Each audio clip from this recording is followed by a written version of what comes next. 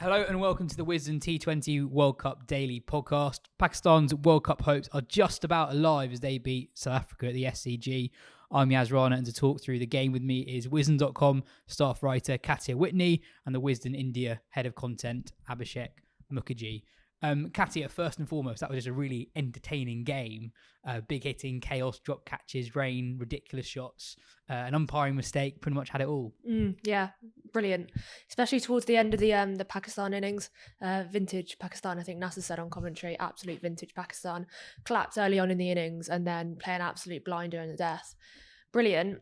And that South Africa bowling attack, in my mind, and I presume quite a lot of other people's minds, is the best in the competition. It's not like they're easy bowlers to hit into the stands, but Shadab made it look pretty easy.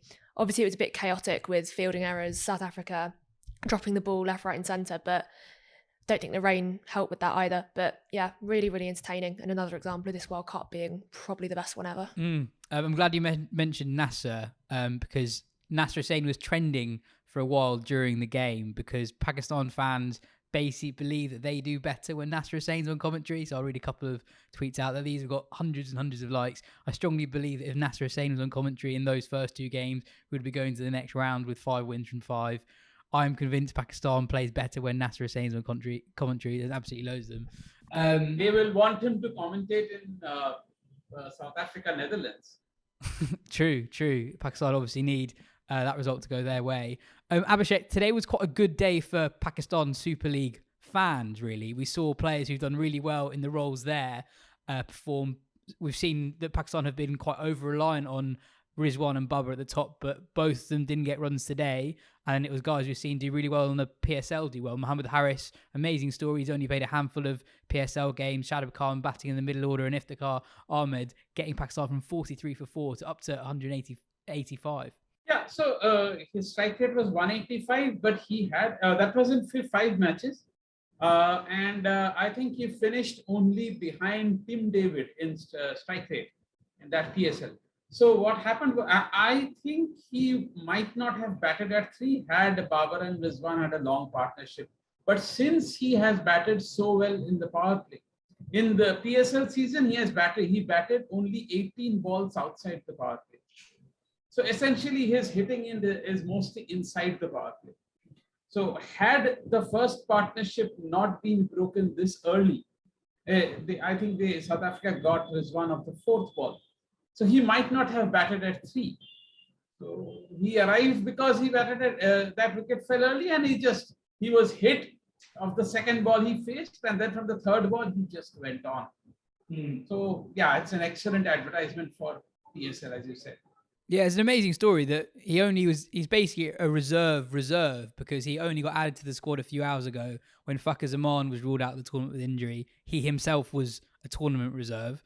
And as you say, he's only played 5 games in the Pakistan Super League. Abhishek, we've talked a lot about... Just a bit.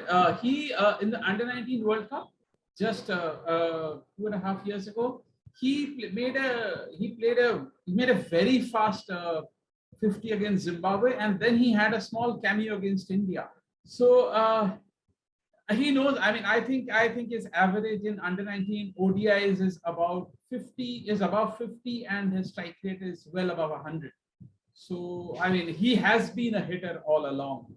Had the lockdown not pushed him back, I mean, he belonged to a strange age group where after play resumed, he was too old for under-19 and too new to be part of the senior setup. So he needed that 1 year to get adjusted to the system. We've talked a lot on this podcast about how Babar and Rizwan have batted and whether or not they do that because that they don't have a very strong middle order behind them. Do you just think they are just still too inconsistent to really rely on? And then, by definition, inconsistent middle orders will occasionally have good days out, and that's what we saw today? Or do you think actually Pakistan can trust their middle order more than they have done before? If someone can bat like that, why not get him as many balls as possible? Consistency. Consistency is a term. I mean, we used to rate a lot when the longer formats were prevalent. But consistency. I mean, if you score runs consistently, it almost always makes one ask the question: are they taking enough risks? Why is that batter so scoring so consistently? Are they taking enough risks? Is that good for the side? Is that good for the power play overs? And if the answer is yes, are two consistent batters batting at the same time, batting together inside the power play good for the side? I mean, if Pakistan think that still having Babar and Rizwan together is good, so then so be it. Otherwise, I can see him. I can see Haris going adopt a Finn Allen type role. Basically, go have a blast at the top, and then once the first wicket falls, Babar and Rizwan come together. That can happen. Whilst we were on Pakistan with the bat, Katya, there's one very strange moment where Mohammad Nawaz was given out LBW when he probably shouldn't have been. Can you kind of explain what happened there? Yeah, he was given out LBW, so he just hit a massive six off, I can't remember the bowler now off the top of my head, but just hit a massive six, and he went again for the slog sweep, hit him in the pad, and then the ball trickled over to Lungi and Gidi, and he went to take the run and was run out, but he was given out before he was run out.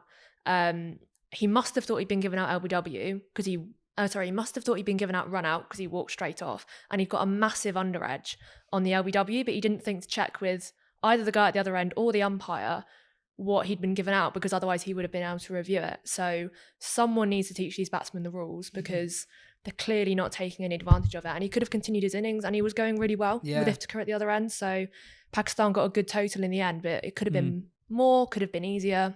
But either way, he didn't know the rules. He got out. Yeah, and you mentioned earlier how the conditions at the end were pretty damp. And we talked about on yesterday's pod with Abhishek, we talked about maybe they came on too early yesterday to resume play. Today, do you think maybe they should have come off at the end, because South Africa looked like they were struggling a little bit? There were a few drop catches that were uncharacteristic. Also, there's one like 93 mile per hour beamer from Nortje that literally wasn't safe. Well, it's a bit weird, isn't it? Because we're normally complaining about umpires being too cautious when it comes to rain, especially getting matches going again. And I think they probably shouldn't have been playing at the end of the match. It looked very slippery. So many dropped catches. So, as you said, a beamer from Nortje, and he's obviously very quick. So, not the best of scenarios. But I don't really know what's going on. I think the umpires must have been told by the ICC or whoever to get as much cricket in as possible, because we've lost so many games to washouts throughout the competition. I don't know, but they would not have been playing. I just can't see how they would have been playing in these conditions in any other situation than this tournament. It's very entertaining, as we've already said. It was a very entertaining last 5 overs, but there has got to be some kind of question about whether it's safe or not. You know, if Nortje slips in his run up and busts his ankle, you know, that's going to be not just awful for him, it's going to be awful for the World Cup, because we want to see Nortje bowling and, you know, all that kind of stuff. So there does have to be some kind of proper assessment and conversation. We saw in the Zimbabwe match that was washed out as well, we saw one of their bowlers go down with a potential injury, and I think they're quite lucky that there hasn't been something more serious that's happened, because they've been playing in these kinds of conditions. So yeah, it's entertaining, but there is a flip side to it. And Abhishek, obviously it was damp at the end for the South Africa bowlers and South Africa fielders, but do you think there's anything else that they will look back on and rue how they let Pakistan into the game? Was there anything that they could have done differently? Because obviously at 43 for 4, Pakistan were looking at a score of 140, 150 max, and for them to get to 185 completely changed the game. I'm not sure whether I'm suggesting a cricketing tactic, but they, with rain in the air, with 4 wickets down, they might have tried to slow down the game a bit. In that case, it might not have gone into 20 overs. So and the Pakistan onslaught could have been delayed. But in hindsight, it worked out well, because the wickets Pakistan lost were in the last 2 overs. So no, I guess they did pretty much what they could have. In the end, Pakistan won that game pretty comfortably. Wasn't a great day for South Africa's batters. But Katya, Temba Bavuma found some form. He's been under a lot of criticism before the tournament, a lot of pressure on his plays. But not only did he get runs, he scored them quickly, and he hit one of the shots of the tournament, flicking Harris Ralph for 6 over the final leg, I think a 92 mile per hour delivery. Yeah, that was a bit mad, wasn't it? Walking right the way across his stumps, flipping it over there. But if anyone else is keeping a counter, that's Temba Bavuma's 3rd T20 International 6 this year. Really? Yeah. Wow. Which shows... And he's played a lot. Yeah, he has played a lot, which shows just what a rut of form he has been in. But yeah, it was 36, I think, today. So it'll give him room to breathe. but it won't give him much room to breathe. The only reason his place, I think, hasn't come into much more scrutiny is because South Africa have been winning. If they weren't winning, I think there'd be a bigger conversation about it. And I think it comes down to not just Temba Bavuma's form, but more who he is as a player and how suited he is to T20 batting, especially as an opener. Because having a strike rate of less than 120, I think less than 100 this year, as a T20 opener is not good enough. And it's not the right way you need to be playing. You can debate the rights and wrongs about having an anchor in T20 cricket, but it certainly shouldn't be in an opener slot, especially when you've got someone like Reza Hendricks on the sidelines waiting to come in. So yeah, he batted well today, but there's still going to be questions continuing over whether he is the right person to be opening and captaining them in T20 cricket. And Temba Bavuma is a great figurehead for South African cricket, and he's very important for that team. But I'm not convinced that it's his form that's the problem. I think it's how he bats and his style as a batter. And Abhishek, the final margin of victory was pretty big in the end, but you made the point before we recorded that had the rain come 2 overs earlier, South Africa may well have won that game, because those 2 overs from overs 7 to 9, South Africa were 4 for 2 from those 2 overs. And obviously with DLS, the DLS par score rapidly increases if you lose wickets. So actually, it wasn't that far off being a South Africa victory. Yeah, that 73 5 overs might have been, I don't know how much, I haven't looked at the extra charts, but look at the charts, but it might well have been 20 runs fewer because of those 2 wickets. And so, and 53 5 is a standard chase in T20. But remember, that would also have been with 2 wickets fewer.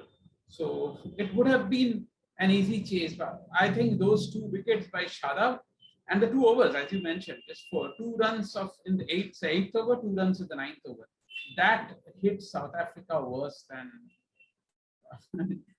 exactly how bad it hit South Africa.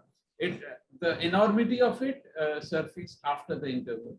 There were 2 wickets for Shaheen, 3 wickets for Shaheen, rather, his first wickets of the tournament. He looked to be closer to his best, but today was really all about Shadab for Pakistan. We've seen so much of what he can do with the ball in international cricket and with bat and ball in PSL. But Abhishek, Shadab's been around for a while, but he's still in his early 20s. We kind of got a glimpse today of just actually how special a T20 player in particular he can be and kind of is already. Yeah, he is. The team management, the entire Pakistan system has got it right. They had pushed him as vice captain some time ago. So they had identified him as someone virtually irreplaceable in the side. There are several all-rounders in the side, but he has been the one consistent figure. And now it is bearing fruit when it matters. And I think he's a fabulous player whose batting sometimes gets delayed because of Pakistan's top-heavy approach, but he almost always gets those 4 overs out of the way without going for much. And even if he did one of the 2 and not the other, I think he would still have played. He's that good. With the result today, we're slightly clearer into what the semi-finals will look like. So with our England and India hats on, if England and India win both their matches, they are likely to face each other in the second semi-final at Adelaide. And just on permutations for Pakistan, Pakistan's hopes are just about alive. If the South African-Netherlands game is a washout, which, by the way, is unlikely, the forecast for the rest of the group stage is looking pretty good at the moment, and Pakistan thrash Bangladesh, Pakistan would go through. Equally, if Pakistan beat Bangladesh and either South Africa lose to Netherlands or India lose to Zimbabwe, Pakistan would go through. So it's unlikely, but it's not impossible. So yeah, we're getting a slightly clearer idea of what the semi-finals will be. The other one is looking like South Africa, New Zealand. Should New Zealand beat Ireland and South Africa beat the Netherlands? So yeah, got a clearer idea of what the last stage of the tournament will look like. But anyway, that is all we have time for today. Cheers, Katya. Cheers, Abhishek. This has been the Wisden T20 World Cup Daily podcast. We'll be back tomorrow after 2 games in Group 1.